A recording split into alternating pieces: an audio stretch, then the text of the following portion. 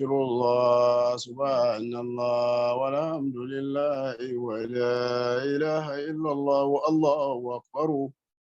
الله أكبر والله أكبر ولا حول ولا قوة إلا بالله العلي العظيم. الحمد لله العلي العظيم الحكيم الكريم السميع البصير اللطيف الخبير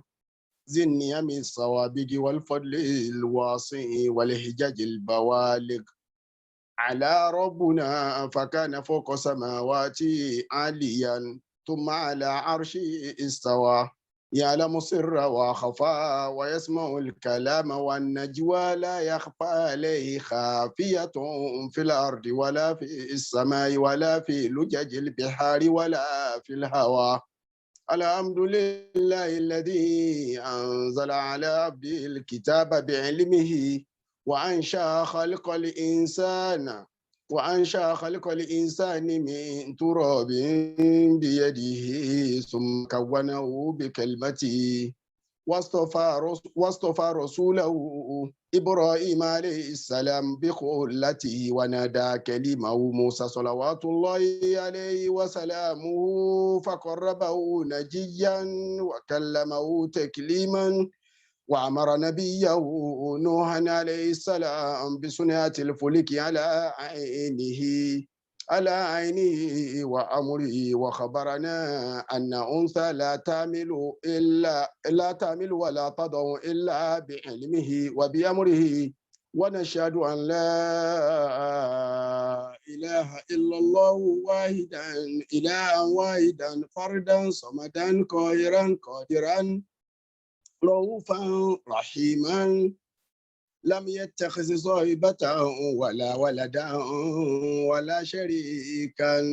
في ملكه. العدل في قضائه الحكيم في فعله فعال لما يريد. القائم بين خلقه بالقسط بذل لهم الإحسان وسين في قلوبهم الإيمان وكره إليهم الكفر والفسوق والعصيان. الحمد لله رب العالمين الرحمن الرحيم مالك يوم الدين إياك نعبد وإياك نستعين اهدنا الصراط المستقيم صراط الذين أنعمت عليهم غير المغضوب عليهم ولا الضالين آمين. الحمد لله رب العالمين الحمد لله الذي خلق السماوات والأرض وجعل الظلمات والنور ثم الذين كفروا بربهم يعدلون. الحمد لله رب العالمين الحمد لله الذي لم يتخذ ولدا كل الحمد لله الذي لم يتخذ ولدا ولم يكن له شريك في الملك ولم يكن له ولي من الذل وكبر تكبيرا. الله أكبر الله أكبر الله أكبر. الحمد لله المستحمد إلى خلقه بلطيف صنعه البر بعباده العاطف عليهم بفضله موئل المؤمنين ومولاه وكافي الآوابين به وملجئين إليه. كل من خلقه يفصح في حاجاته إليه ويعول عند الحوادث والكوارث عليه. سبحان الله من لطفه لم تخف عليه مدمرات القلوب فيفصح له ونيا بنطق بيانه. لا إله إلا الله وعدد خلقه ورضا نفسه وزنة عرشه ومداد كلماته ومنتهى العلم ومبلغ الرضا. اللهم صل وسلم على سيدنا ومولانا محمد الشفيع المشفع خير خلق الله وعلى الأنبياء والمرسلين وآلهم وصحبهم آل الله. اللهم صل على سيدنا محمد وعلى آل سيدنا محمد وارحم سيدنا محمدا وآل سيدنا محمد وبارك على سيدنا محمد وعلى آل سيدنا محمد كما صليت ورحمت وباركت على سيدنا إبراهيم وعلى آل سيدنا إبراهيم في العالمين إنك حميد مجيد. السلام عليكم ورحمة الله وبركاته. akí ọlọ́run ọba ní kíkí tí ọlọ́run ọba fi kíra rẹ̀ ní gbogbo orí kẹlímẹ́t gbólóhùn wọ́ọ̀dù tọ́lọ́run ọba fi ṣe alhamdulilayi inú alukur'ani tá a lè mọ iye gbogbo iye kẹlímà tọ́lọ́run fi ṣe subhanallah inú alukur'ani tá a lè mọ iye tán èyí tá a rí ń ta la rí wọn àmì èyí tí ń bẹ tọ́lọ́run fi ń kíra rẹ̀ ṣé tó bá kúkú fi hàn wá òun náà la rí akí ọlọ́run ọba àyìn agbé tóbi níbo ti gbéra rẹ̀ tóbi la nuthni thana'an alayka ya rabbal alamin anta kama athnayta ala nafsik jalla jalaluka ya Allah jalla jamaluka ya Allah kamaluka ya Allah jamaluka ya Allah jalaluka ya Allah subhanaka Allahumma hamduka ya Allah subhanaka ya Allah subhanaka rabbil izzati amma yasifun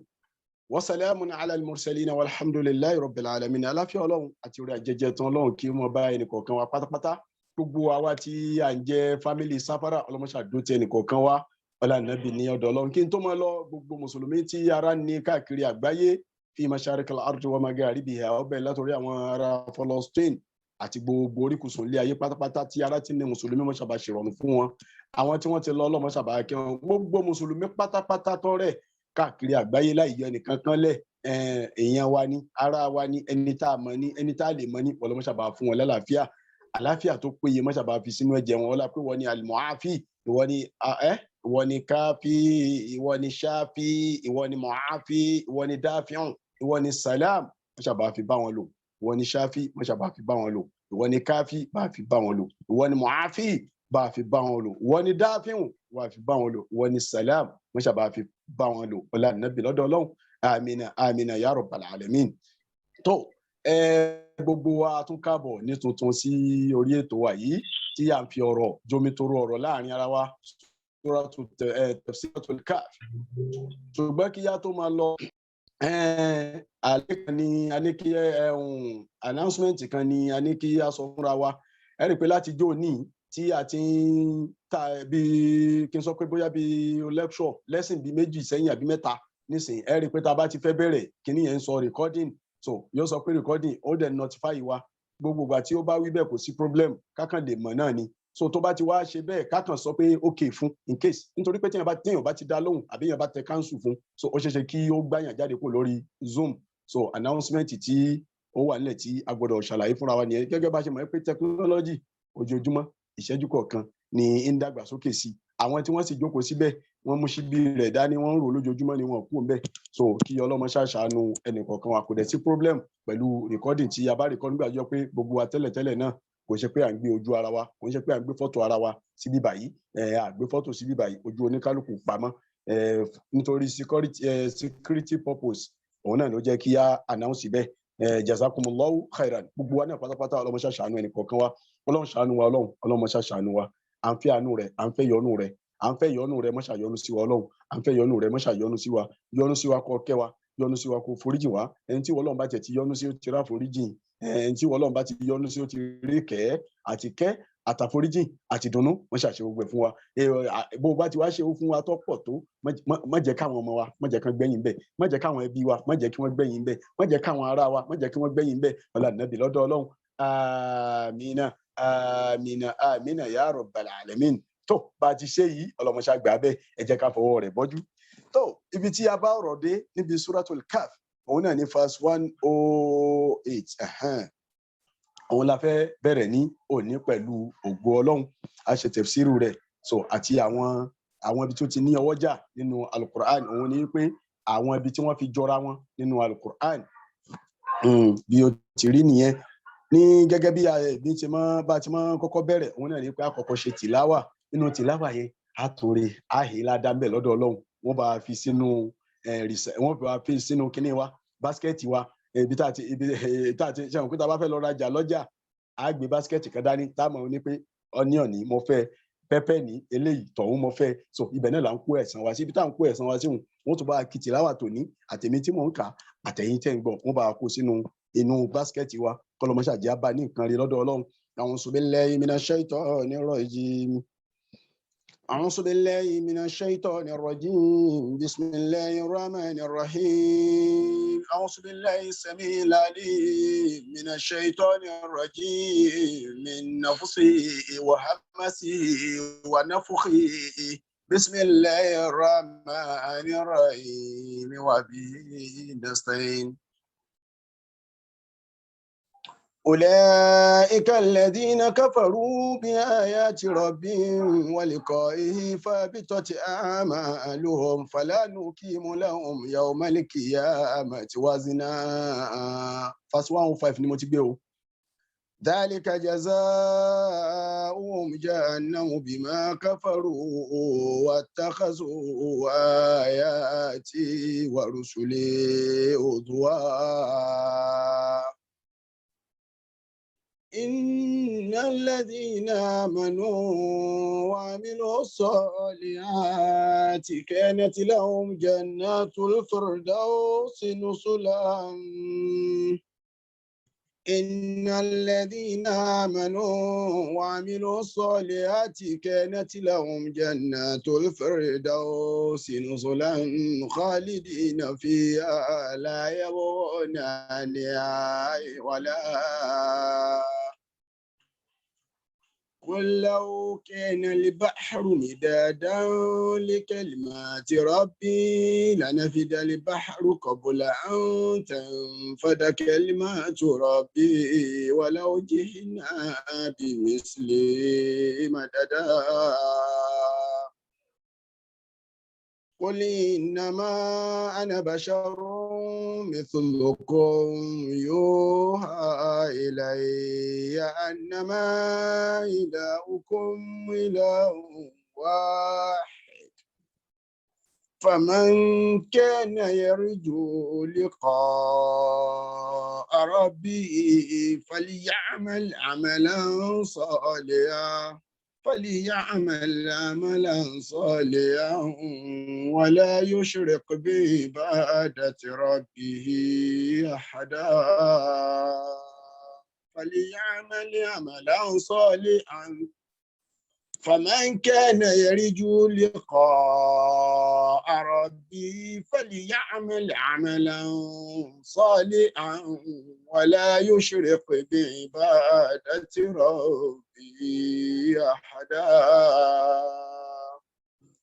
فمن كان يرجو لقاء ربه فليعمل عملا صالحا ولا يشرك بعبادة ربه أحدا. صدق الله العظيم. tágbàlagbà bá ń tẹnumọ́rọ̀ inú ni ìyá ríbi tí mo tẹnumọ́ inú àyà yẹn à ń padà bọ̀ wá bẹ̀ pẹ̀lú ògo Ọlọ́run ni ó jẹ́ kẹ́ ẹ máa mọ̀ bí ọ̀rọ̀ Ọlọ́run bá ti tóbi tó bọ́rọ̀ Ọlọ́run bá ti kàǹkà tó Ọlọ́run bá ṣe yanjú àwọn ọ̀rọ̀ yìí tó bó ṣe jọ pé Ọlọ́run bá ò fẹ́ àwọn nǹkan tí ó máa ṣẹlẹ̀ ń bẹ̀ tá a máa ṣàlàyé fúnra wa pẹ̀lú pẹ̀lẹ́pẹ̀lẹ́ ní ẹyọ kọ̀ọ̀kan nínú àwọn ọ̀rọ̀ tá a ti sọ tẹ́lẹ̀ náà ni. ṣe rí àyà méjèèjì yìí tí a fẹ́ tú lónìí rẹ́fẹ́rẹ́nsì ló jẹ́ fáwọn ọ̀rọ̀ tá a ti sọ sẹ́yìn tá a bá ti bẹ̀rẹ̀ sí ẹ ti mọ̀ pé okay ibi tẹ́lẹ̀ fọ́ọ̀lù sí ni ibi tẹ́lẹ̀ fọ́ọ̀lù sí ni ibi tí kọ̀ọ̀kan fọ́ọ̀lù sí ni. ẹ jẹ́ kọ́kọ́ gbé láti verse 109 nígbà yọ pé verse 108 ibẹ̀ la dúró sí níjó ní. nígbà t'Ọlọ́run bá ní kúl sọ fún wọn law kana al-bahru midadan li kalimati rabbi sọ fún wọn láwùkánà tó bá lọ já sí pé àlìbáhárù odò àwọn kinní odò àwọn odò ńláńláńláńláńlá láwùkánà àlìbáhárù tó bá lọ jọ pé àwọn odò ńláńlá yẹn mìdáàdàn àbáfiṣe tàdá lìkẹlìmọ́ọ̀tì rọ́bì tá a fẹ́ máa fi kọ ọ̀rọ̀ Ọlọ́run ọba lànàfídà àlìbáhárù qabla an tanfada kalimatu rọ́bì lànàfídà àlìbáhárù odò yẹn yóò mọ̀ tán midadan tá a fi ṣe tàdá tá a fi ṣe ink tá a fẹ́ máa fi kọ̀rọ̀ Ọlọ́run lànàfídà àlìbáhárù odò yẹn mọ̀ tán qabla an tanfada kalimatu rabbi síwájú ọ̀rọ̀ Ọlọ́run yóò ti tán oho tọrọ Ọlọ́run bá ti wà nílẹ̀. walau ji'na bimislihi madda kódà bó já sí pé ẹ tún wá kó tàdá míì kún ẹ tún lọ wá odò míì àwọn Atlantic Ocean àwọn ocean ńláńlá India Ocean kítúni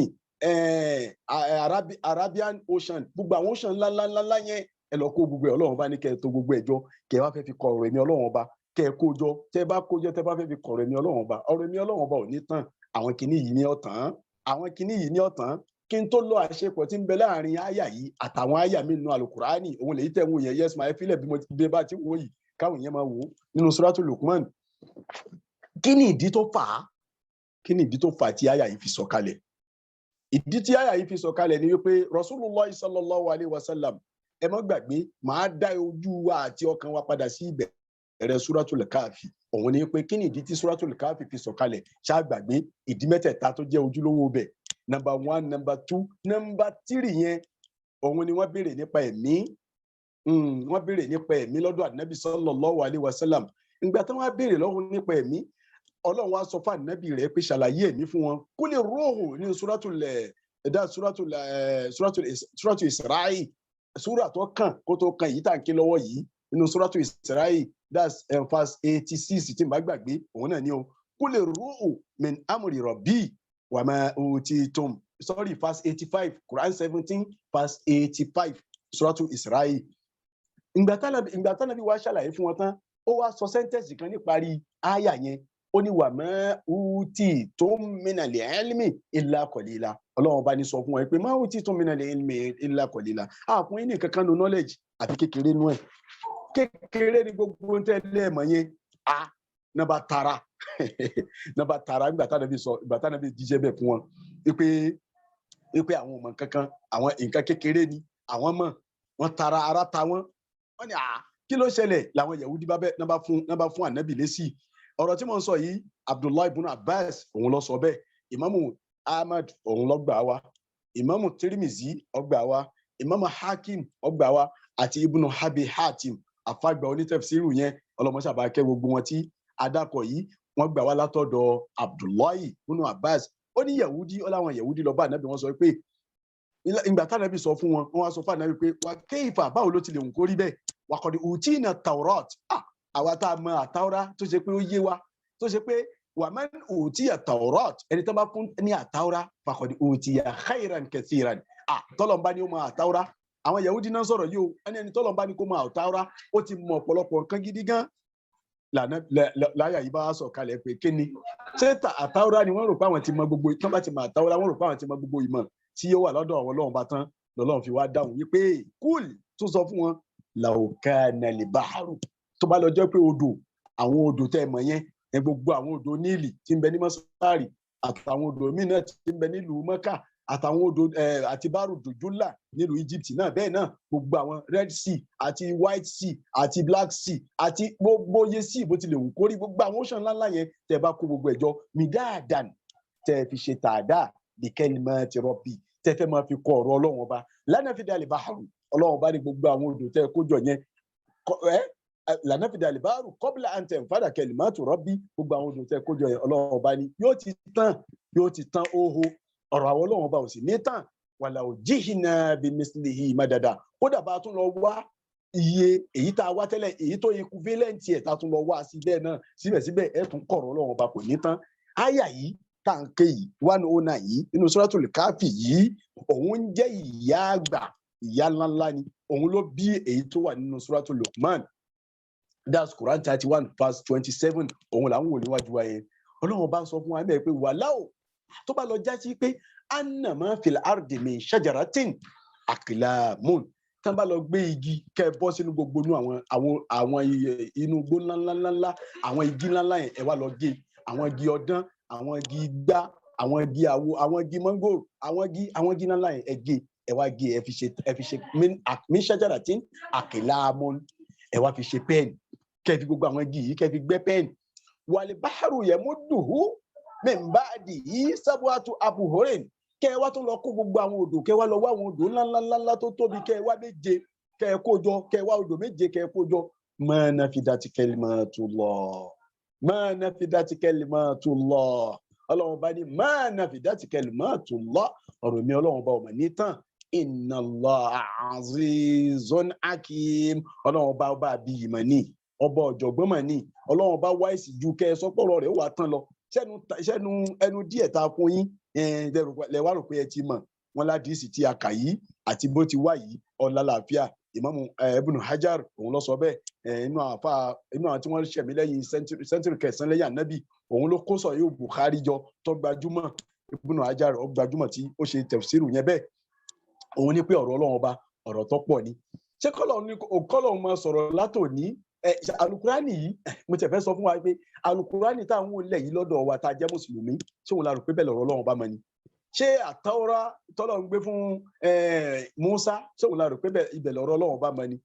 Injil tá a fi rán Isa ṣé òun la rò pé ọ̀rọ̀ Ọlọ́run bá mọ ni ṣé mo kó tó kó àwọn kan tá a mọ̀ tá a tiẹ̀ mọ̀ rárá Ọlọ́run kàn fún wa ní break light ẹ̀ rárá díẹ̀díẹ̀ ó kàn fún wa ní ìtọ́ka ìdíẹ̀díẹ̀ ni pé kẹ́ ẹ lè mọ̀ pé kaba yìí bẹ irú ẹ̀ ló wà ní Suratul A'la tọ́lọ́run bá sọ ní àyà tó parí ní Suratul A'la Ọlọ́run ní inna hadha lafi suhfil ula nínú àwọn tó ti kọjá àwọn wúlá tọ́lọ́run bá wí bẹ̀yẹn ta ló yé ta ló mọ iye wọn Ọlọ́run wa ní suhfi Ibrahim ó yóò yàn méjì nínú àwọn wúlá àwọn tí wọ́n ti lọ nínú àwọn èèyàn tí wọ́n ti lọ ó wá fún wa léyàn méjì péré ó ní suhfi Ibrahim ìwé tá a gbé fún Ibrahim wa Musa ìwé tá a gbé fún Ibrahim yẹn òun dà nísìn òun dà ṣe mọ̀ páàrí àdẹ̀mọ́ bó ṣe tóbi tó tó alukurani wa yìí ni ó kéré sí alukurani ni ó tóbi ju alukurani lọ àmọ́ nísìn suhfi Ibrahim wa Musa àti ẹ̀rí ti Musa ó wá pa àwọn ànábì tó sì jẹ́ pé kò sí Ọlọ́run sọ ní alukurani pé kò sí ànábì kan tó ń rán tó ń ní gbéwèé lé lọ́wọ́ pé ìwé tó constitution tiẹ̀ tó fẹ́ fi jíṣẹ́ nìyí jẹ́ kó ìjọ pé alukurani yìí jẹ́ constitution fún ànábì Muhammad sallallahu alayhi wa sallam tí ń jẹ́ fún al-ummatul islamiyya tí ń jẹ́ fún al-ummatul islamiyya tí wọ́n fi jíṣẹ́ fún wa ibẹ̀ láti máa mú òfin òun ni dostor tá a máa lò òun ni constitution wa tá a máa lò ibẹ̀ láti máa mú òfin ṣe ẹ má ṣe eléyìí dá eléyìí ò dá bẹ́ẹ̀ ti tó láìfù yín bẹ́ẹ̀ ti tó gbésí ayé yín bẹ́ẹ̀ ṣe ṣèjọba ayé bẹ́ẹ̀ ṣe lò láìfù yín ló ti wà nú ẹ̀ gẹ́gẹ́ bẹ́ẹ̀ náà ni Ọlọ́run gbé fún ẹ máa bá mi kà á ànábì Adam Ọlọ́run fún tiẹ̀ ànábì Nuhu ó ní tiẹ̀ ànábì Ṣísù ó ní tiẹ̀ ànábì Hudu ó ní tiẹ̀ ànábì Sọ́líù ó ní tiẹ̀ ànábì Ṣuaibu ó ní tiẹ̀ ànábì Suleiman ó ní tiẹ̀ ànábì Dawud ó ní tiẹ̀ ànábì Ibrahim ó ní tiẹ̀ ànábì Ismail ó ní tiẹ̀ ànábì Isahak ó ní tiẹ̀ ànábì Isa ó ní tiẹ̀ ànábì Musa ó ní tiẹ̀ ànábì Muhammadu sallallahu alayhi wa sallam tí ó sì já sí pé gbogbo tó lọ gbélé àwọn ànábì gbogbo àwọn ànábì yẹn pátápátá bá ti kà wọ́n lẹ̀ yàtọ̀ yìí tá a mọ̀ ní 313 bá ti kà wọ́n lẹ̀ yẹn tí gbogbo wọn pátápátá yàyà gbogbo wọn pátápátá yẹn kò ń ṣe pé gbogbo ọ̀rọ̀ Ọlọ́run tí ń bẹ ńlẹ̀ lọ́lọ́run wá pélé wọn lọ́wọ́ pé tó nígbà tá a ti pélé àwọn ilé lọ́wọ́ ó ti tán no ọ̀rọ̀ Ọlọ́run bá tóbi jù bẹ́ẹ̀ lọ ọ̀rọ̀ Ọlọ́run bá ó káyà jù bẹ́ẹ̀ lọ so bí àyà yìí ti rí nìyí ẹ wá rí àyà tó tẹ̀lé ti ṣe verse 110 this is 110 Ọlọ́run bá ní kúl tó sọ fún wọn àwọn èèyàn yẹn àwọn Yahudi yẹn tó sọ fún wọn jẹ́kọ̀rọ̀ mi ọ̀rọ̀ yìí jẹ́ kó tó yé wọn sí jẹ́ kó yé wọn kúl sọ fún wọn innama ana basharun ṣé èmi tẹ́ ń wò láàrin ṣé ẹ rò pé màláìkà ni mi ṣe màláìkà ṣálìjànú ni mi ṣálìjànú àbáfẹ́fẹ́ ni mi ni nítorí pé kí ló jẹ́ kọ́lọ́run sọ fún ànábì pé kó máa ṣe innama ana basharun torí pọ̀ ní Al-Qur'ani pé sọ fún wọn pé èèyàn bíi tiẹ̀ ni wọ́n náà ọ̀pọ̀ inú Suratul Isra'i Suratul Furqan Ọlọ́run bá yànnà náà rẹ̀ síbẹ̀ pé ẹni tá a bá pè léèyàn ní tá a máa rí lára rẹ̀ pé àwọn ànábì tá a rán wáyé èèyàn bíi ti yín ni wọ́n ń wọ tọ́ílẹ̀tì bẹ́yìn náà ti ń wọ tọ́ílẹ̀tì wọ́n ń tọ̀ bẹ́yìn náà ti ń tọ̀ wọ́n ń bóbìnrin jókòó gẹ́gẹ́ bẹ́yìn náà ti ń bóbìnrin jókòó wọ́n dẹ̀ ń bóbìnrin ṣe wọ́n ń bímọ bẹ́yìn náà ti ń bímọ kódà Ọlọ́run tó sọ ọ́ débi ibi tó fọ́nì dé òun ní kíni Ọlọ́run ní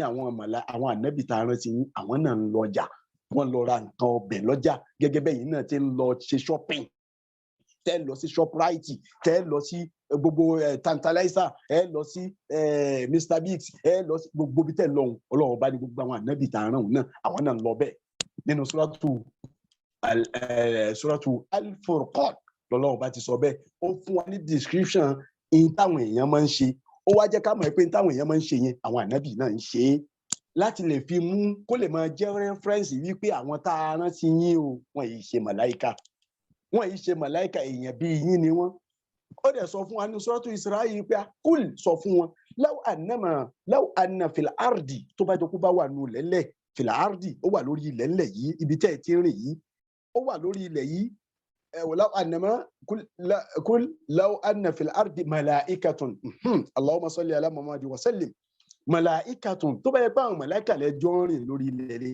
lẹ́jọ́ rìn yẹmùsùnà tí wọ́n rìn tí wọ́n tẹ̀jọ́ ń tíráàkì lẹ́rìn ara yín tẹ̀jọ́ lọ tẹ̀jọ́ ń bọ̀ tí interaction ti wà láàrin yín malaikatun yamshuna mutma'innin tẹ́ ẹ jọ rìn láàrin ara yín tẹ́ ti mọ́ra yín tó ti dá tí ò sẹ́tẹ́ nìkan kò bẹ́ nìkan lẹ́rù mọ́ lanazzalna alayhim minas sama'i malakan rasula ọlọ́run ọba ní àbá sọ màláìkà kalẹ̀ fún yín kó máa jó jíṣẹ́ fún yín amẹ́ni tẹ́ ẹ mọ̀ la fẹ́ kó jẹ́ pípẹ́ ẹni tẹ́ ẹ mọ̀ fámìlì ẹ̀ ẹni tó jọ pé ẹ̀yin náà lẹ́bi ẹ mọ̀ bó ṣe wù ẹ mọ̀ báyìí nítorí pé ńgbà tí ní Mákà ìgbà tánábì ṣẹ̀ṣẹ̀ bẹ̀rẹ̀ iṣẹ́ àwọn kan náà àwọn Yẹhudi wọ́n máa ń sọ pé àwọn tí ẹ fẹ́ mọ̀ ànábì yẹn lójú àwọn tí prọfẹ́sì Rasulullah ti dọ́dọ̀ wọn bọ̀ tí wọ́n ti mọ̀ gẹ́gẹ́ lóhun léèyàn wọ́n ì mọ̀ wọ́n wá ń sọ pé àwọn tí ẹ fẹ́ mọ̀ ànábì yẹn gẹ́gẹ́ ṣé àwùwà mi dábẹ́ni ṣé látara gold ni wọ́n ti méjì ẹ̀ ni àwọn mẹ́rin fi dọ̀tín àbí diamond ni wọ́n fi móòdì ẹ̀ àwọn kan sọ bẹ́ẹ̀ náà ará Mákà nínú àwọn Yẹhudi pé ṣé ànábì yẹn ànábì tó lọ́run sí wa ṣé gold náà fi méjì ẹ̀ ni diamond náà fi méjì ẹ̀ ni ṣé màláìkà ni ṣátẹ́gùn ni ṣé èèyàn bíi tiwa yìí náà ni lọ́lọ́run fi ń sọ fún ànábì pé máa sọ fún wọn pé yẹn nìwọ náà jẹ́ ká máa mọ̀ pé yẹn ni ẹ́ lọ́lọ́run á sọ bíbá ẹ ṣe kúl sọ fún wọn innama ana basharun kí ni ṣe yín èmi tí mo rán sí yín èèyàn bí yín lèmi náà mislukum bẹ́ẹ̀ ti rí lèmi náà rí kò sí yàtọ̀ kan láàrin mi àti yín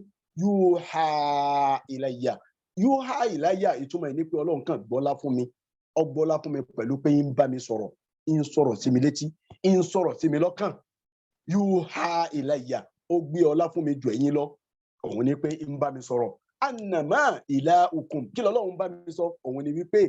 ilahun wípé annama ilahukum ilahun wahidun kẹ́ ẹ lè mọ̀ pé ọlọ́run ọba yín sẹ́ ọba ẹyọ kan ni kò pé méjì ntọ́lọ́run bá sọ fún mi tó ní sọ fún yín náà nù ntí mo wá jíṣẹ́ fún un so ibi báyìí ni ó dé ṣé wá rí láti ibi faman kana yarju liqa'a rabbihi ṣe rí láti ibi wáyé ìdún yẹn kálá bá fẹ́ kọ ìwé bá ti mọ́ ń kọ̀wé ẹ fi kọ́má sí ilahun wahidun á fi kọ́má sí àmọ́ àgbọ̀dọ̀ fi kọ́má sínú alukurani àmọ́ à ń tó gẹ́gẹ́ bíi pé à ń ṣàlàyé bọ́rọ̀ ọlọ́run bá ti rí ṣe rí láti ibi faman kana yarju liqa'a rabbihi فليعمل عملا صالحا ولا يشرك بعبادة ربه أحدا odidi ọ̀rọ̀ ni kódà tó tó ní ìdí tó fi sọ̀kalẹ̀ pẹ̀lú odidi ọ̀rọ̀ ni tó tó ní ìdí tó fi sọ̀kalẹ̀ pẹ̀lú ìdí tó fi sọ̀kalẹ̀ òun ni arí ẹgbàá wa kan látọ̀dọ̀ ọkùnrin kan tá à ń pè ní Kẹlìbí náà àfọ̀n ní tẹ̀fsírì ni kíní ni sọ̀sẹ́sọ̀ ni òun gbà wá látọ̀dọ̀ Abu Sọ́líù bàbá Sọ́líù yìí òun jẹ́ sàábé kékeré Abdullahi ibn Abbas òun gbà wá Sọ́líù yìí bàbá Sọ́líù yẹn gbà wá látẹnu Abdullahi ibn Abbas òun jẹ́ sàábé àgbà nínú àdìsí yìí ó sọ yìí pé Abdullahi ibn Abbas sọ yìí pé nazalati fi Jundub ibn Zuhair ọkùnrin kan tá ń pè ní Jundub ibn Zuhair al-Amiri wọn nítorí ẹ̀ ní àyà yìí fi sọ̀kalẹ̀ láti bí faman kana yarju liqa'a rabbihi falya'mal 'amalan salihan wala yushrik bi'ibadati rabbihi ahada délẹ̀ báyìí nítorí ẹ̀ ló fi sọ̀kalẹ̀ òun ló lọ bá ànábì ó ní ànábì ya Rasulullah inni a'malu al-'amala lillah èmi máa ṣiṣẹ́ máa ṣe náfìlà máa ṣe sàárà máa ṣe gbogbo ohun tí agbára mi bá ká nítorí Ọlọ́run ni o fa iza tuli'a alayhi sarrani àmọ́ táwọn èèyàn bá rí pé mo ń ṣe báyìí bóyá ń kírun wá ń jẹ́ káwọn èèyàn rí pé ń kírun ẹ máa wo ọ̀rọ̀ yìí pẹ̀lú àwọn kan tá a ti sọ tẹ́lẹ̀ o bóyá òun ṣe sàárà wá ń jẹ́ káwọn èèyàn mọ̀ pé ó ṣe sàárà àbò ṣiṣẹ́ eré kan bó tilẹ̀ òun kó kéré bó tilẹ̀ òun kó tóbi tó àwọn èèyàn wá ń rí pé ó ṣe wọ́n tún wá ń kí ọ lórí pé èèyàn dáadáa wọ́n yìn ọ́ lórí ẹ̀ ó ní táwọn èèyàn bá mi lórí iṣẹ́ eré òun ní sọ pé fún ànábì o tó bá wá yìn mí lórí ẹ̀ sára ní inú mi ò wá dùn ànábì wá sọ fún mi pé inú rẹ̀ ó dùn ní inú wọn dùn ànábì ní inna Allaha ta'ala tayyibun ọlọ́run ọba tó ń wò yẹn ọba tó mọ́ ni la yakbalu illa tayyiba kìí sì gba nǹkan kan àti tó bá mọ́ wala yakbalu ma shurika fihi ọlọ́run yìí sì gba tí ẹ bá ṣe fọ́lọ́run tẹ́ ẹ bá lọ sọ fẹ́ lómi pé ẹ ṣe ẹ ti ṣe fọ́lọ́run ẹ wá tún lọ sọ fẹ́ nìkan pé a ṣe báyìí fún fẹ́ dá kan ṣẹ́dá yẹn ni ó san wálé san ni ànábì ń sọ bẹ́ẹ̀ pé ọlọ́run èyí gbaru iṣẹ́ bẹ́ẹ̀ ànábì sọ bẹ́ẹ̀ fún ọmọkùnrin yìí tó rẹ́gbà wá mi látọ̀dọ̀ tọ́wùsù yìí òun jẹ́ náà àwọn sọ̀sẹ́sọ̀ wọn lọ́kùnrin kan lọ bá nàbí wọn lọ sọ fún nàbí pé yá nàbí yàrá àmú pé wà nàbí o òun òjíṣẹ́ ọlọ́run ẹni òun yẹ bọ̀lì jihada mo fẹ́ràn kí n máa ṣe jihadu kí n máa jagun sójú ọ̀nà tọ́lọ́run kí n máa ṣe ìtàn bá sọ pé jihad kì í ṣe dandan kó jọ pé èèyàn lọ gbé idà kó lọ gbé sword kó lọ jagun níwọ kó lọ jáwọ́ ọ̀kọ́ náà irú ẹni tó create Safara Insight yìí sí jihad kan nìyẹn. Ẹni tó create Old Kent tá ń lọ bẹ̀ tí gbogbo wa lọ gbọ́ wà sí mẹ́ẹ̀ jihad kan nìyẹn. Ẹni tí ń pèrun jihad kan ni. Gbogbo àwọn ọdún kan bẹ́ẹ̀ náà ń pè ní jihad. Kò ń ṣe pé tẹ́ bá ti gbọ́ jihad káwá rò pé ó ti dandan kó mú ọ̀dà. No. Ó ní uhibbul jihad fi sabilillah. Mo fẹ́ràn kí n máa jagun sójú ọ̀nà Ọlọ́run ọba. Òun lọ Ọlọ́run sọ ní suratu Safi. Ọlọ́run ní watujahiduna kí ló wí? Ó ní fi sabilillah bi amwalikum. Ṣé mọ̀ pé ńgbà tá a bá ní pẹ̀lú owó kì í ṣe pé a gbé sọ́ọ̀dù. Wa anfusikum àtẹ̀mí wa. Ṣé mọ̀ pé kò ṣe pé a gbé sọ́ọ̀dù. So òun ni ó fi yé wa pé jihad kò ń ṣe ọ̀rọ̀ ogun nìkan ni ó ń bá wí. Wa uhibbu an yura makani. Gbogbo ìgbà tí n bá wá ń ṣe bẹ́ẹ̀ ó máa ń wù mí káwọn èèyàn máa rí i pé mo ṣe báyìí, mo ṣe jihad kó jọ pé káwọn èèyàn máa sọ pé lágbájá ló ṣe báyìí, tàmẹ̀dùn ló ṣe báyìí, káwọn wá yìn mí lórí ẹ̀. Ànábì wa ń wò ó láyà yìí wá sọ̀kalẹ̀ pé sọ fún láti ibi tí mo kà síbi tí mo kà dé òun tútù rẹ̀ láfi parí. Wọ́n tún rẹ́gbà wá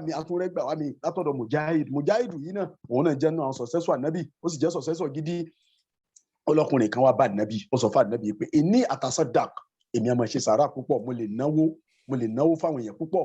wa asilu rahima èmi á sì máa sokùn ẹbí papọ̀ wala asna'u dhalika illa lillahi subhanahu wa ta'ala èmi ò máa ṣe nítorí ẹnìkan nítorí Ọlọ́run ni mo máa fi ṣe. Ẹ máa gbọ́ ó ti lóhun ṣe nítorí tọ́lọ́run o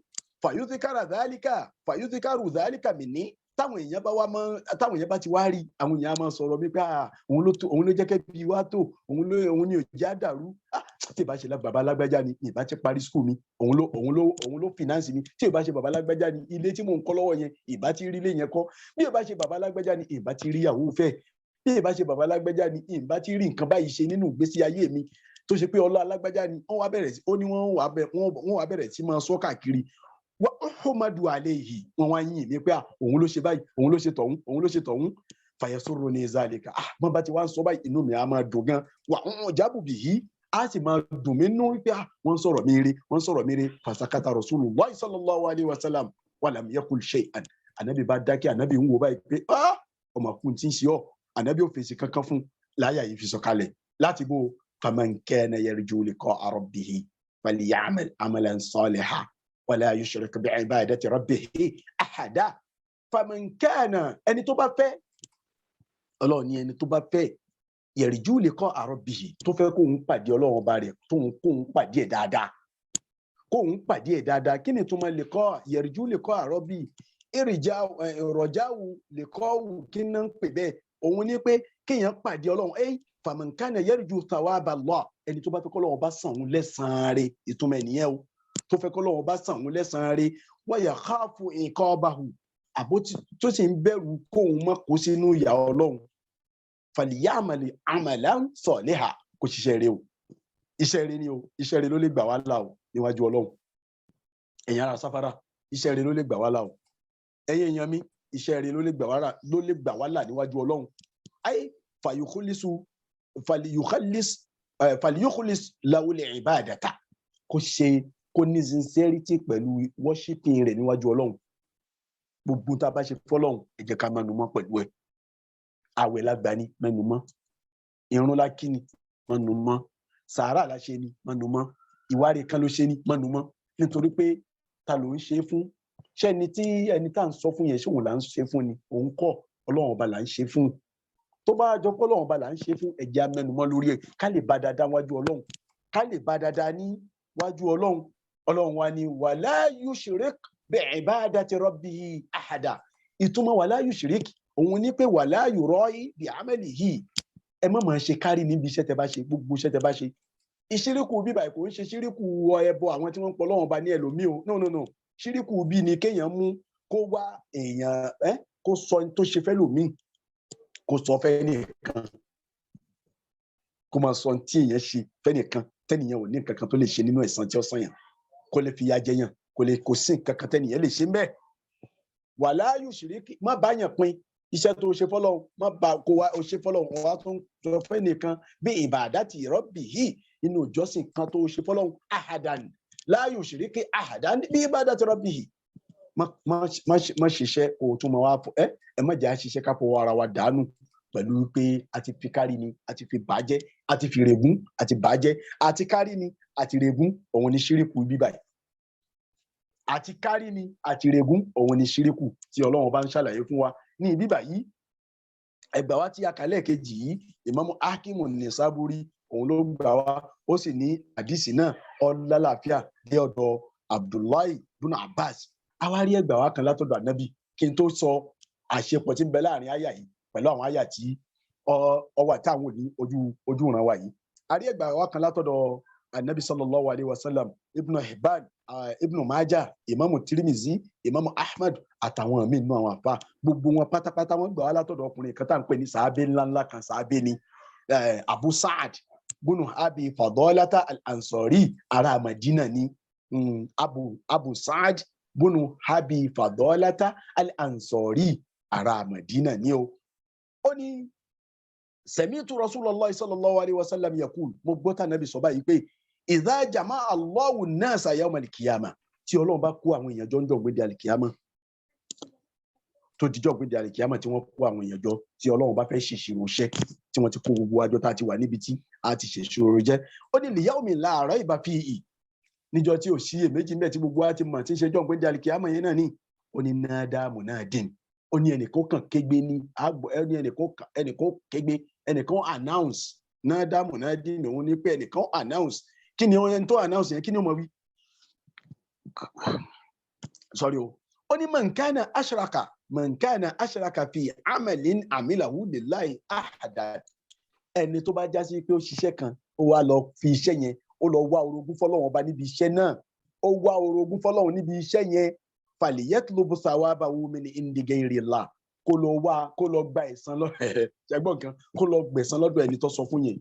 ìrun tó kí tó sọ fún yẹn pé akírun lọ gbẹ̀san lọ́dọ̀ ẹni tó sọ fún àwẹ̀ tó gbà tó sọ fún yẹn pé àwa laláwẹ̀ tó tún ṣe fáàrí ó ti tóṣù kan tí mo ti bẹ̀rẹ̀ àwẹ̀ báyìí ẹni tó ń sọ fún yẹn wọ́n sọ fún níjọ́ gbéde àlìkíyàmọ̀ pé lọ gbẹ̀san yẹn lọ gba ẹ̀san àwẹ̀ rẹ lọ́dún tọ̀hún sàárà tó ń ṣe tó ń sọ fáwọn yẹn pé abẹ́rẹ́ aṣọ tí ń bẹ lọ́rùn rẹ̀ ń àwọn àdè lára fún ìgbà tí mo lọ ṣe shopping ní Shoprite náà ni mo ní kí n rà á fún mo lọ sí Dubai ìgbà tí mo lọ Dubai ni mo rí pé jàlábíà yẹn máa fi tiẹ̀ ni mo fi rà á fún bí tí ń lọ yẹn Dubai ni mo ti ra jàlábíà yẹn bọ̀ fún ta ló bí ẹlẹ́jọ́ tó bá dijọ́ gbé di àlìkíyàmọ̀ wọ́n sọ fún ẹ pé ẹni tó ń sọ fún tó ń fi jàlábíà hàn òun ni ó yá lọ gbẹ̀san rẹ lọ́wọ́ rẹ̀ lọ gbẹ̀san jàlábíà tó rà fún lọ gbà á so èyí mo kàn dákọ̀ jàlábíà ni o ẹ fi kọ̀m̀pí àwọn irú nǹkan bẹ́ẹ̀ tó ti ṣẹlẹ̀ lọ́wọ́ ti tèmi ẹ fi kọ̀m̀pí àwọn nǹkan bẹ́ẹ̀ tó ti ṣẹlẹ̀ lọ́wọ́ tiẹ̀ tó ń wò mí tó ń gbọ́ mi náà ká lè tètè káwọ́ kó mẹ́ẹ̀ torí pé àwọn kìíní wọ́n kéré àmọ́ pàṣẹ jẹ́ èèyàn wá nímọ̀ pé iṣẹ́ ti bàjẹ́ lọ́lọ́run fi sọ sókè pé iṣẹ́ kan àwọn iṣẹ́ ó bàjẹ́ ń jọ gbé dálí kíámọ̀ tí ò ní ṣe látúnṣe mọ́ torí pé ilé ayé láti ṣiṣẹ́ iṣẹ́ tá a bá ti bọ́ sálì kíámọ̀ kò ṣeé ṣe mọ́ fàlìyẹtù ọlọ́run wa ni wọ́n lọ àdẹ́bí ní ọlọ́run sọ fáwọn àyàn pé ẹ lọ gbẹ̀san lọ́wọ́ ẹ tẹ́ sọ fún fa inna Allah nítorí pé ọlọ́run bá tẹ̀ ń rí yẹn agina ṣuraka ani ṣèrìkì ọlọ́run bá rọrọ̀ ju kẹ́ ẹ ṣiṣẹ́ fún kẹ́ ẹ wá tún wá kó ẹnìkan papọ̀ mọ́ yóò filẹ̀ ni inú ẹgbà wa àdìsí mi ó ní ọlọ́run bá sọ yìí pé man amila amalan ẹni tó bá ṣiṣẹ́ kan àṣìrákà fi ìmáì tó wá kó ẹnìkan papọ̀ wàyúṣerekú fi àmẹ́lì yìí gẹ̀ẹ́rí ó wá kó ẹnìkan papọ̀ mẹ́mí ọlọ́run bá níbi iṣẹ́ tó ṣe yẹn ọlọ́run bá ní tàràkùtùrú màá gbé òun kalẹ̀ wàṣíríkàwú àtọ́wọ́n àtiṣẹ́ rẹ̀ pàápàá wọ́n ti pé ẹ gẹ́ra ọ̀tún ẹ kó wájú mi ẹ lọ gbẹ̀san rẹ̀ nítorí inú tó dùn ọlọ́run bá jù ní kéèyàn ṣe ṣíríkù pẹ̀lú ẹ̀ mo dẹ̀ sọ̀rọ̀ ṣíríkù fún wa mo ti pín fún wa rí pé ṣíríkù akbar al-asgar àti ṣíríkù khafi so ẹbọ odidi ẹbọ kan náà ní eléyìí náà kéèyàn ṣiṣẹ́ tán kó máa lọ polongo rẹ̀ sọ́dọ̀ ọlọ́run sọ́dọ̀ ẹnìkan èyí tí mo kà yìí ẹ bá lọ́dọ̀ ìmáàmù Tirmizi òun ló ní rìwáyà yìí so ká lè wà conscious kí wá ní àṣepọ̀ yes ma ẹ bá dá kinní yẹn padà kí wá ní àṣepọ̀ tí ń bẹ láàrin àyà yìí pẹ̀lú àwọn àyà tó wà nínú Al-Qur'an ìpè faman kana yarju liqa'a rabbi falya'mal 'amalan salihan wa la yushrik bi ibadati rabbi ahada òun nìyẹn ní suratu kiri ọlọ́run bá ní innama ana basharun mislukum yuha ilayya annama ilahukum ilahun wahidun fastaqimu ilayhi nínú suratu Hud that's Quran 6 verse 41 no suratu Fussilat sorry suratu Fussilat kul innama sọ fún wọn ana basharun èèyàn bí yín lèmi náà èèyàn bí yín ni mí yuha ilayya wọ́n kàn fi ọlá wọ́n gbé mi lọ́lá gẹ́gẹ́ bí tòkìtà wíyẹ náà ni innama ana basharun mislukum yuha ilayya annama ilahukum ilahun wahid wọ́n ní wọ́n ṣàlàyé fún pé ọ̀kan lọ́lọ́run fastaqimu ilayhi ẹ̀sùnmọ́ Ọlọ́run ọba ẹ̀sùnmọ́ ẹni al-istiqama tá a máa sọ pé al-istiqama wọn ni kéèyàn dún pẹ̀lú Ọlọ́run ọba kó mọ̀ rẹ̀ lòmíì wastaghfiruhu ṣẹ̀rí nǹkan Ọlọ́run tó jẹ́ ká mọ̀ níbà yìí pé àwọn iṣẹ́ yìí kí iṣẹ́ wa má bàa bàjẹ́ ẹja máa ṣe istighfar time to time la gbọ́dọ̀ máa ṣe istighfar torí pé bí àwọn ọ̀rọ̀ tá à ń sọ yìí à ń ṣe lọ́hùn ìrìn wa à ń ṣe lọ́hùn iṣẹ́ wa à ń ṣe lọ́hùn tá a dẹ̀ ní mọ̀ máa ti ṣe lọ́hùn tí iṣẹ́ wa bàjẹ́ tá a tún ní mọ̀ pé iṣẹ́ ti bàjẹ́ a ní mọ̀ pé iṣẹ́ ti bàjẹ́ a ní mọ̀ o gẹ́gẹ́ bẹ́ẹ̀ náà ni òun náà ni ẹ tún wọ̀ yẹn tó èyí àyà tó tẹ̀lé man kana yarju liqa Allah fa inna ajala Allahi la'atin wa huwa as-sami'ul alim ẹni tó bá jásí pé òun retí kọ́lọ́ kó ń pàdé Ọlọ́run bá dáadáa tí sì ń sá fún ìyà Ọlọ́run ìyà Ọlọ́run bá ń bọ̀ lóòótọ́ o ìkẹ́ Ọlọ́run bá sì ń bọ̀ lóòótọ́ wa huwa as-sami'ul alim Ọlọ́run bá yẹn ọba tó gbọ́ ni ọba tó sì mọ̀ ni àmọ́ kẹ́ ẹ lè rí òun ni ẹ sá fún kárí ni ẹ sá fún ìrègùn àmọ́ bàṣẹ́jẹ́ ó kéré wọ́n ń pe kòkòrò kan ní bàṣìjẹ́ ìmọ̀ ìbò yẹn kòkòrò yẹn kéré ó kéré gan báyìí ṣé ẹ rí bó ṣe kéré yẹn ihun tó bá bàlẹ́ gbogbo tó bá bàlẹ́ báyìí kìíní yẹn ti bàjẹ́ ó ti bàjẹ́ ìlú òkèlè mi láti máa ń rí àmọ́ nǹkan àwọn tán bá kó kalẹ̀ láwọn oúnjẹ tán bá sá sáàrin oko àwọn àgbẹ̀ tó bá dásìkò tí bàṣìjẹ́ yẹn máa ń jáde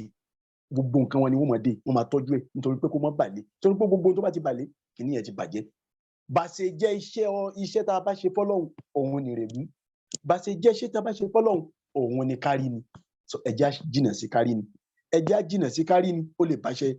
ba iṣẹ́ wa jẹ́ ká lè wà conscious so àrí ẹ tún rí ẹgbà wá kan ní ọ̀tọ̀dọ̀ àwọn àfà oní tafsir wọ́n sọ pé suratul Kahf nínú àwọn àǹfààní tó wà ní ìparí suratul Kahf yìí láti bí afahasiba alladhina kafaru an yattakhidhu ibadi min duni awliya inna a'tadna jahannama lil kafirina nuzulan qul hal nunabbi'ukum bil akhsarina a'malan that is láti verse 102 in tó jẹ́ fẹ́ sọ eléyìí ni pé mo ti test ẹ̀ ó dẹ̀ rí bẹ́ẹ̀ 102 títí tó fi wọ 110 tó fi parí that's nǹkan bíi àyà mẹ́jọ péré afahasiba alladhina kafaru an yattakhidhu ibadi min duni awliya ẹni tó bá já sí pé ó ní nǹkan kan tó fẹ́ ṣe lóru pé mo fẹ́ jí lágo mẹ́ta mo fẹ́ jí lágo méjì mo fẹ́ jí lágo mẹ́rin mo fẹ́ jí lágo márùn-ún láti ṣe nǹkan kan tó fẹ́ ṣe tó bá ti ka àyà yìí ìwọ sọ àsìkò tó fẹ́ jí fọ́lọ́hun pé mo fẹ́ jí lásìkò báyìí àmọ́ àsìkò tá a ṣe ó ti fẹ̀gbẹ́ lélẹ̀ sórí bẹ́ẹ̀dì tá a fẹ́ sùn tá a bá ti ṣe ọkùnrin kan ń pè ní Abdulrahman Tha'alibi inú àwọn tí wọ́n lo sẹ́ńtírì kẹàrún lẹ́yìn Ànábì sallallahu alaihi wasallam àfọ ní tafsiri ni tó gbajúmọ̀ ọ̀hún lọ sọ̀rọ̀ náà àmì dẹ̀ tẹ́sítì ẹ̀ mo rí bẹ́ẹ̀ lóòótọ́ àsìkò tá a bá ti láàfẹ́ jí náà làá jí pẹ̀lú tá a bá ti kà báyẹn àkọ́kọ́ ó gbàládà kó nǹka àyà Kùránì lẹ́yìn náà àwọn àlìjànú burúkú ẹni tó fẹ́ sùn nísìnyí tó kálù Kùránì àwọn àlìjànú burúkú ó jìnà sí àwọn èèyàn bí ó jìnà sí ẹ̀mí kẹ́mi àwọn ẹlẹ́mìí burúkú àwọn evil ṣètọ́nì gangan sá fún un lẹ́yìn náà ihun tó tún wá fẹ́ yóò tún wá bíyá òun ni pé wàá jí lásìkò tó fẹ́ jí wàá jí ní àsìkò tí o fẹ́ jí so Suratul Kahfi súrà tó tóbi ni súrà tí ó tóbi ni ló fi já sí pé pẹ̀lú ògùn Ọlọ́run má pa wá ẹ̀hún tẹ̀fsírì tí ó tẹ̀lé eléyìí ní tá a fi ṣe ni wípé kí ni àwọn nǹkan tá a fẹ́ mú níbi ọ̀rọ̀ Suratul Kahfi á padà sí bẹ̀rẹ̀ àwọn ìbéèrè tá a dẹ̀ máa béèrè lọ́wọ́ wa yes ma ẹ bá ṣí jazakillahu khairan kẹ́ ẹ máa palẹ̀mọ́ fún àwọn ìbéèrè yìí ẹ máa palẹ̀mọ́ fún àwọn ìbéèrè tá à ń wò ní ojú kíní wa yìí ibẹ̀ ni a ti wá ibẹ̀ láti yànnàná àwọn àǹfààní tó tún wà bẹ́ẹ̀ tó wà bẹ́ẹ̀ jù báyìí lọ ṣé mo pé mo ṣàlàyé níjọ́ tí a fẹ́ bẹ̀rẹ̀ ìjọ́ tá a fẹ́ bẹ̀rẹ̀ mo fún wa ní full description lórí Suratul Kahf níjọ́ ọ̀sẹ̀ tó lọ yìí náà mo tún wá tún dá padà mo kàn ṣe short kí n tún fi rán wa létí so ká lè máa palẹ̀mọ́ nítorí kò sóore níbi ká gbọ́ odidi Suratul Kahf ká má rí nǹkan kan dìmú bẹ́ẹ̀ mo dẹ̀ má fojú ẹ wá pé ká wo ejò snake tó bá rìn lórí rock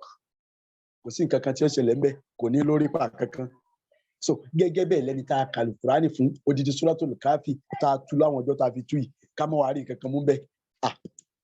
ẹ má jẹ́ orí bẹ́ẹ̀ Ọlọ́run ní jẹ́ orí bẹ́ẹ̀ fún wa Ọlọ́run ní jẹ́ orí bẹ́ẹ̀ fún wa àmọ́ ká palẹ̀ mọ́ pẹ̀lú ògo Ọlọ́run question and answer ní ọ̀sẹ̀ tí ń bọ̀ pẹ̀lú ògo Ọlọ́run ó do ti ẹnìkọ̀ọ̀kan wa Ọlọ́run mọ́ṣá ṣàánú wa o Ọlọ́run mọ́ṣá ṣàánú wa ìwọ lọ́ba àánú ìwọ lọ́ba àkẹ́ ìwọ lọ́ba àdùnnú ìwọ lọ́ba ọba dáadáa ó ti mọ̀ wá ìwọ ó mọ̀ wá ó sì mọ̀ wá ìwọ ló mọ̀ wá ìwọ ló mọ̀ wá ìwọ ló dá wa ìwọ ló mọ̀ tá a fẹ́ ìwọ ló mọ̀ tó ṣe fún wa tí ó ṣe déédéé wa ìwọ ló mọ̀ tó ṣe fún wa tí ó ṣe déédéé wa àtọwọn tí bá ti wá tọrọ òun náà wọn ṣàṣe fáwọn ṣe dáadáa fáwọn ọmọ wa ṣe dáadáa fẹ́ bí wa ṣe dáadáa fara wa bẹ́yẹn báwọn èèyàn bá ń fẹ́ràn wa wọn ṣàbà ṣe dáadáa fún òun náà gbogbo àwọn tó ló kù ibi tá a gbà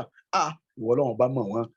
ṣáwò sí lágbára o sì gbé ìjọ tí Ọlọ́run bá sì ń dá wa o pè wọ́n síbẹ̀ ma ashhadtuhum khalqa samawati wal ard wala khalqa anfusihim wa ma kuntum muttakhizal mudillina aduda ìjọ tí Ọlọ́run bá ń pè bùbù wa tó ń kọ kádàrá wa ìjọ tó ń kọ pé rí eléyàn èèyàn ọkùnrin ni wá obìnrin ni wá tó ń kọ wọn síbẹ̀ níjọ náà ìjọ tó ń kọ kádàrá wa wọn síbẹ̀ níjọ náà ìjọ tó ń pè bùbù wa wọn síbẹ̀ níjọ náà ìjọ tó ń kọ àrísìkí wa wọn síbẹ̀ níjọ náà kí ló wá ṣe tí wọn àmọ́ àtọ́ bọnu kádàrá Ọlọ́run bá tí wọn àti ẹ̀ tó bẹ́ẹ̀ kò sí kádàrá Ọlọ́run bá ibo ló wà ó jìnnà kádàrá ò ṣe tọwọ́ bọ̀ ló fi jọ pé kò gba àkídà wa kò wà islamic ká máa sọ yìí pé kò wà tawhid ká sọ yìí pé ẹnìkan gba àrísìkí ẹnìkan wọ́n gbògo ẹ̀ níbo náà ti ń gbògo Ọlọ́run ògo ọ̀dọ̀ Ọlọ́run lògo wà ọ̀dọ̀ Ọlọ́run lògo wà kò sẹ́nìkan tó lè gbà á à ń parọ́ tanra wa jẹ irọ́ lórí irọ́ ní ká máa sọ pé ẹni wọ́n gbògo ẹnìkan wọ́n ṣe kinní kan fẹ́nìkan nínú kádàrá tó wà lọ́dọ̀ Ọlọ́run tó ní wa indahu ummul kitab so àwa gbà bẹ́ẹ̀ pé nìkan ò lè débi kádàrá wa wá ṣàánú wa mọ́ṣà tún ṣoore fún wa jù báyìí lọ orí pọ̀ lọ́dọ̀ Ọlọ́run ọba ṣàánú wa orí pọ̀ lọ́dọ̀ rẹ Ọlọ́run ọba ṣàánú wa mọ́ṣà bu oore rẹ sí wa lérí bu ìkẹ́ rẹ lé wa lérí bu àforíjì rẹ lé wa lórí bu ìyọ́nú rẹ kó bu lé wa lórí kó sọ wá dẹni ìyọ́nú látàyé ń bí báyìí títí tá a fi déwájú Ọlọ́run ọba mọ́ṣà yọ́nú sí wa Ọlọ́run mọ́ṣà yọ́nú sí wa ridauka Allahumma ala bismillahir rahmanir rahim.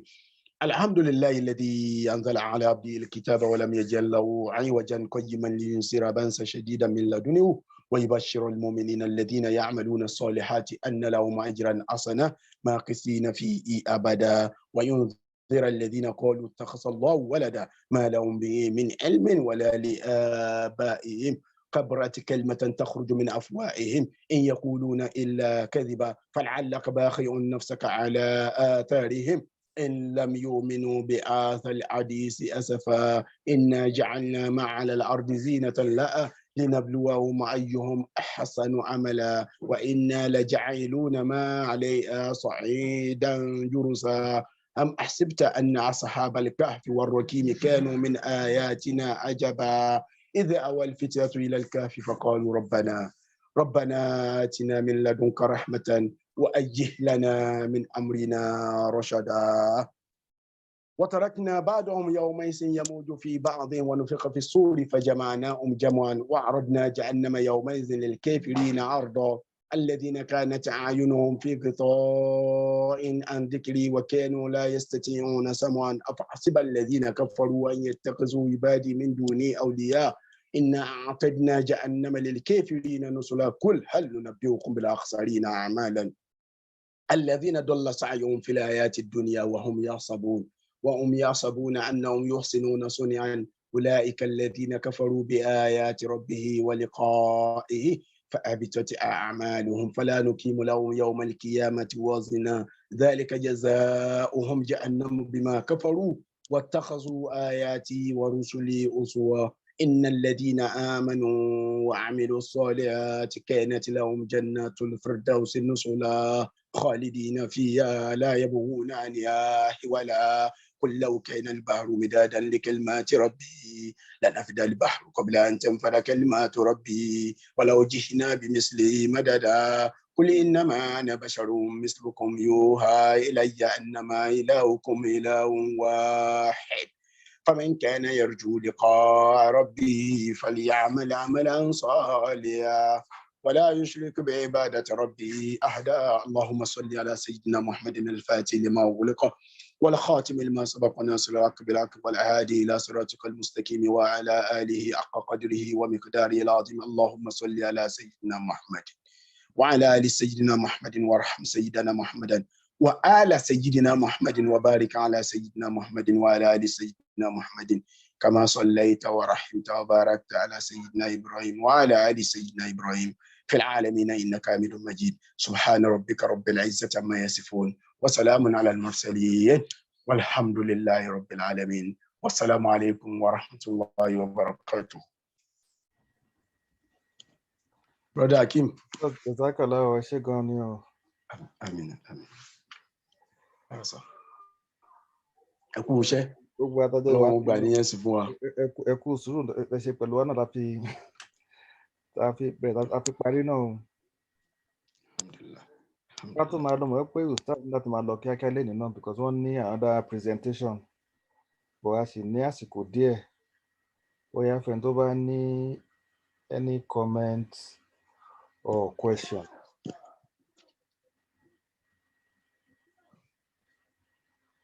Àsìkò ò fi bẹ́ẹ̀ pọ̀ náà but àyè ṣì wà fún ìbéèrè àbí any comment.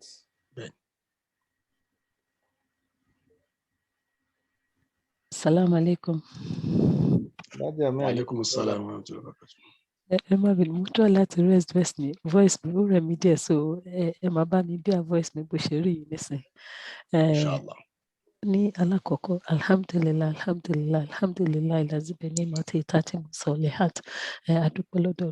Ọlọ́run tó jẹ́ pé tí ẹ bá ti dà ní ọ̀pọ̀ òun fẹ́ ṣe nǹkan kan Ọlọ́run á bá yàn make it perfect better than bí yàn ti ṣe rò lọ. So ibẹ̀ yẹn ọpẹ́ wa lálákọ̀ọ́kọ́ adúpẹ́ lọ́dọ̀ Ọlọ́run. Oníkejì adúpẹ́ lọ́dọ̀ Ànábì Muhammad sallallahu alaihi wasallam tí Ọlọ́run fi ṣe prophet àti messenger fún wa àti leader fún wa. Adúpẹ́ lọ́dọ̀ Ọlọ́run tó fún wa ní Quran tó fi ṣe constitution àti guide wa pé òun náà ni ká máa lò. Ara láti lè understand nǹkan tó lọ́n sọ nínú guide náà nínú tírà náà nínú Quran náà ni pé ká lè kọ́ ká lè rẹ́kọ̀ọ́ lò nínú ẹ̀ ká lè máa fi live life wa ní ọ̀nà tí ó jẹ́ pé ó máa bá ti súnà Ànábì Muhammad sallallahu alaihi wasallam lọ tí ó máa fi gbé wa súnmọ́ ọ̀dọ̀ Ọlọ́run.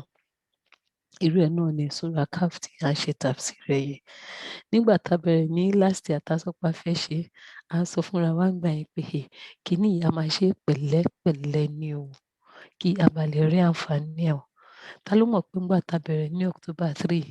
2000 títí wá di October 3, 2020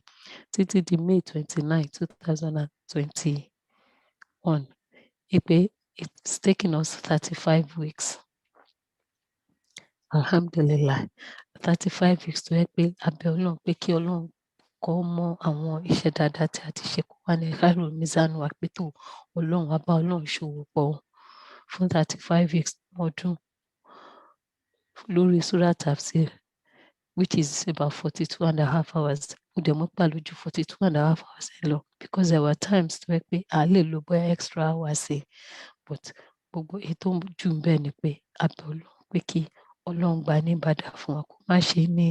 títa àwọn tó yẹ pé wọ́n rò pé àwọn ṣiṣẹ́ dáadáa but gbogbo ẹ̀ ó waste Ọlọ́run má ṣe lè bẹ́ẹ̀ fún wa ṣùgbọ́n gẹ́gẹ́ bí a ti ṣe sọ this is just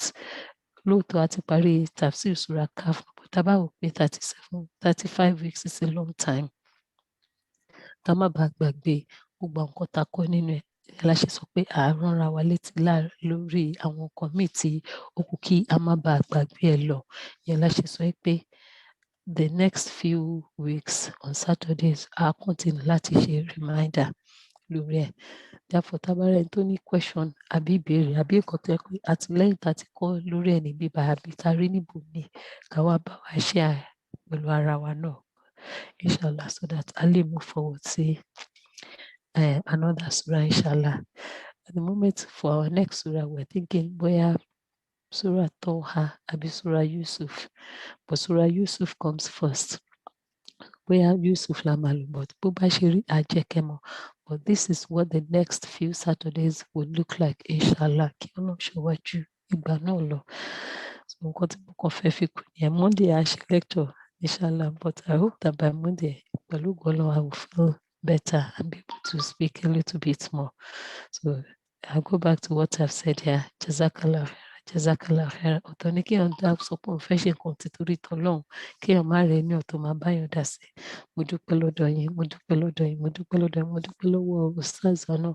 àti gbogbo everybody. Mo dúpẹ́. I don't know, because I just started this and I didn't know what it will turn out to be. I just thought, you know what? The inspiration came. Alhamdulillah. Kí Ọlọ́run bá ní bàdà fún wa. Assalamu alaikum wa rahmatullahi wa barakatuh. Brother Akim, over to you. Wa alaikum salam wa rahmatullahi wa barakatuh. Nadia Sheo, so go and rest your voice. So any more comments or questions?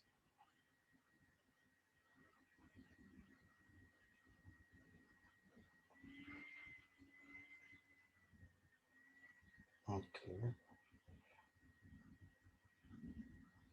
Theo Basi, I just have a quick comment and then we can round up.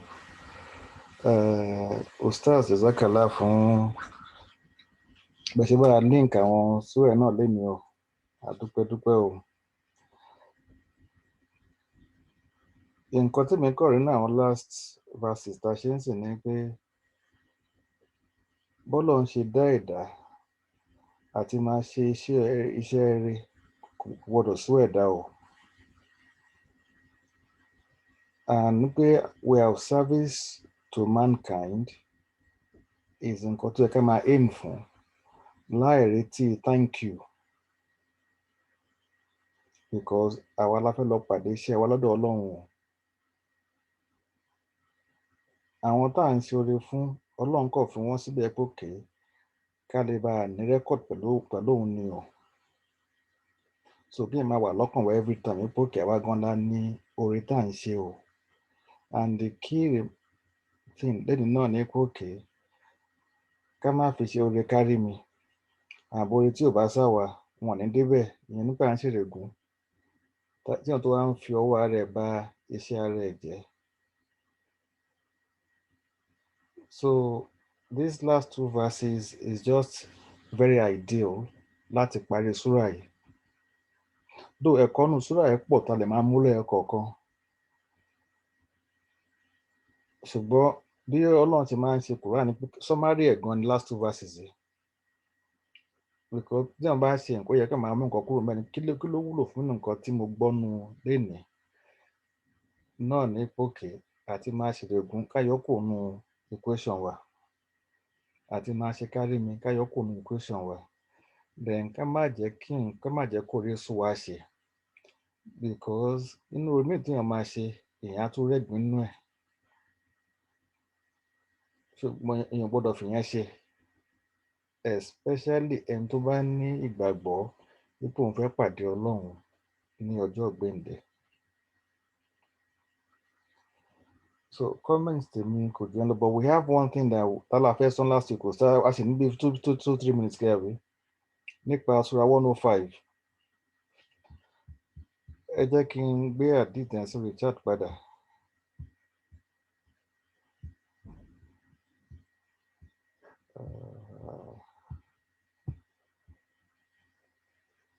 Mbọ̀ stars o.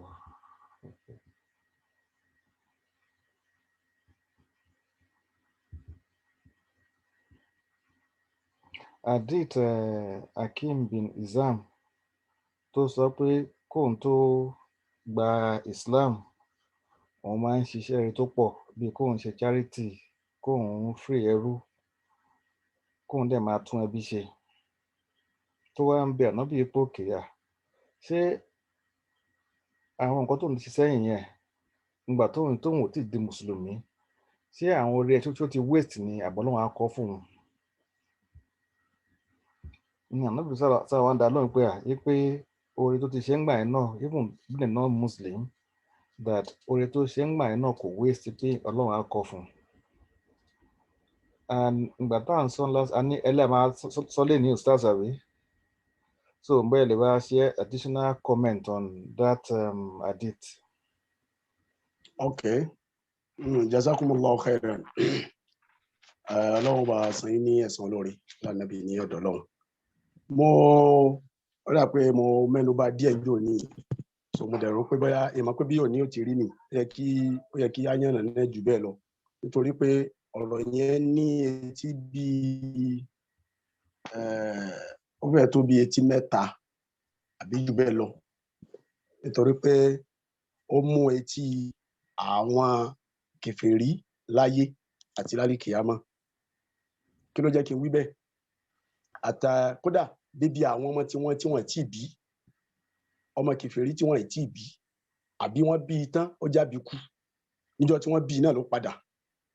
ṣẹmọ ẹwúrú yẹn nísìn irú ẹ̀ náà jọra wọn àmọ́ bìrà pé irú ẹ̀san wo ni ó jẹ́ tiẹ̀ gẹ́gẹ́ bí ìjọ pé ọmọ mùsùlùmí tí wọ́n bí sìn tó dẹ̀ kú nísinsìn kò tí ì kírun kò tí ì gbàwẹ̀ kò tí ì kírun kò ì gbàwẹ̀ irú ẹ̀san wo ni ó jẹ́ tiẹ̀ ó jẹ́ béèrè tí a máa bìrà wa so Hakim buna Hizamu yìí òun ti gbà nísìn tá a dẹ̀ jẹ́ kó yé wa àwọn èèyàn ti tafsiri tá a ti sọ tá à ń sọ pé gbogbo ìgbà tí Islam bá ti wá al-Islamu yajubu ma qablahu ẹ ti gba Islam ó ti pa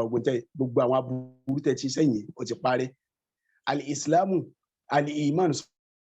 al-iman tẹ́ bá ti ṣe iman yajubu ma qablahu gbogbo àwọn nǹkan tẹ́ ṣe sẹ́yìn láburú wọ́n ti parẹ́ àmọ́ dáadáa ńkọ́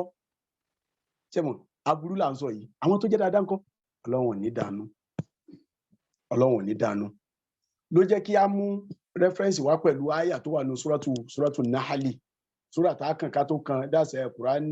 16 kọ́ nìyẹn tí n bá gbàgbé kàràkàrà verse 90 Ọlọ́run bá sọ mẹ́rin pé mọ́ni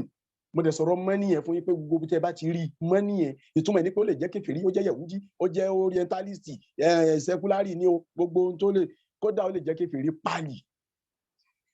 kèfèrí pálí ó wá ṣe dáadáa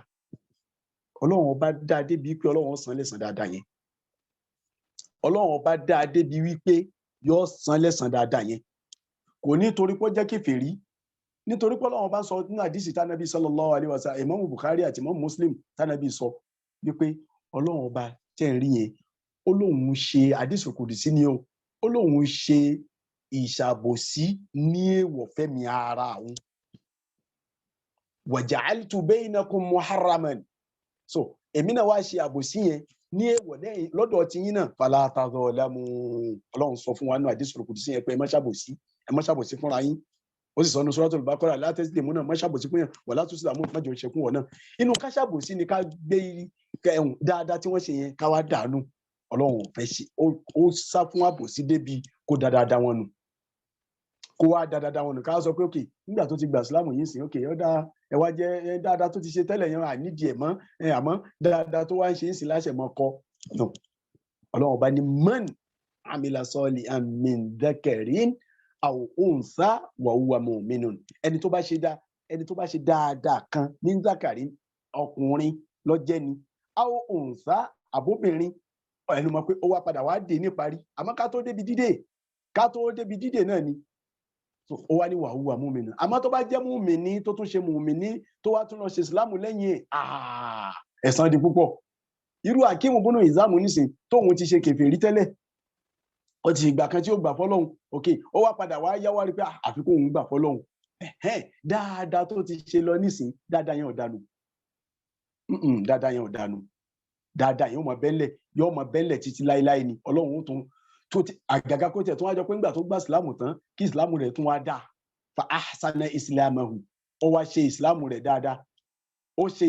dáadáa Ọlọ́run ní kíni kíláàsì o a tún wá jẹ́ kí dáadáa tó kún dáadáa fún falanuhyiyannahu hayatan tayyiba a máa panapi tiẹ̀ a tún ìgbésí ayé a change fọ́ọ̀mù láìfọ̀ ẹ̀ a jẹ́ kó live life tó wà òkè ìgbésí ayé tó wà òkè ní òtún máa live lẹ́yìn ìgbà yẹn walanajziyannahum ajrahum bi ahsani ma kanu ya'malun Ọlọ́run wá ní a san wọ́n lẹ́san ju tí wọ́n ṣe lọ àbẹ́ ẹ̀gbọ́n báyìí ju tí wọ́n ṣe lọ ó fi hàn pé àwọn tí wọ́n bá ṣe dáadáa lẹ́yìn ìgbà yẹn àdánù dáadáa wọn ò falan yukfaru Ọlọ́run tún sọ bí kan ó sọ ní sura kan ó ní man amila man amila solian ẹni tó bá ṣe dáadáa kan falan yukfaru lan wípé kò possible láíláí yukfaru káwá dáadáa rẹ̀ nù ọlọ́run ò kí ọ̀rọ̀ wípé mùsùlùmí ni o ó jẹ́ mùsùlùmí ni o kò jẹ́ mùsùlùmí gbogbo tó bá léwu kọ́ ọ jẹ́ ṣó ṣe dáadáa ẹ̀san lẹ́san dáadáa rẹ̀ ẹ̀san lẹ́san dáadáa rẹ̀ so tí ń já sí pé gbogbo dáadáa tí wọ́n ṣe yẹn ọlọ́run ò ní dànù ọlọ́run ò ní dànù ṣé ọlọ́run tó wá lóhùn ò ní dáadáa kéde rínú níwà dá ti mùmí nínú so bí ó ti rí nìyẹn ní ṣókí ní orí ẹ̀ pẹ̀lú ògo Ọlọ́run àlàyé ó tún wá lórí ẹ̀ jù bẹ́ẹ̀ lọ pẹ̀lú ògo Ọlọ́run àmì eléyìí ó ti dúró as reference fún ohun tí a nídìí pẹ̀lú ògo Ọlọ́run Ọlọ́run máa gbà kó jọ kó gba gbogbo ẹ̀ ní ẹ̀sìn fún wa lánàbí ní ọ̀dọ̀ Ọlọ́run. Jazakallah Ustaz. Àmín. Tí o bá sí any more question or comment so ẹ jẹ́ ká fún àyàn bí 1 or 2 minutes ẹni tó bá ní ìbéèrè tí o bá dẹ̀ sí a lè close in sin because mo fẹ́ lọ sí lecture mi in another 10 minutes. Bẹ́ẹ̀ni. Àwọn alájà wa ṣe ẹ̀ ní question o.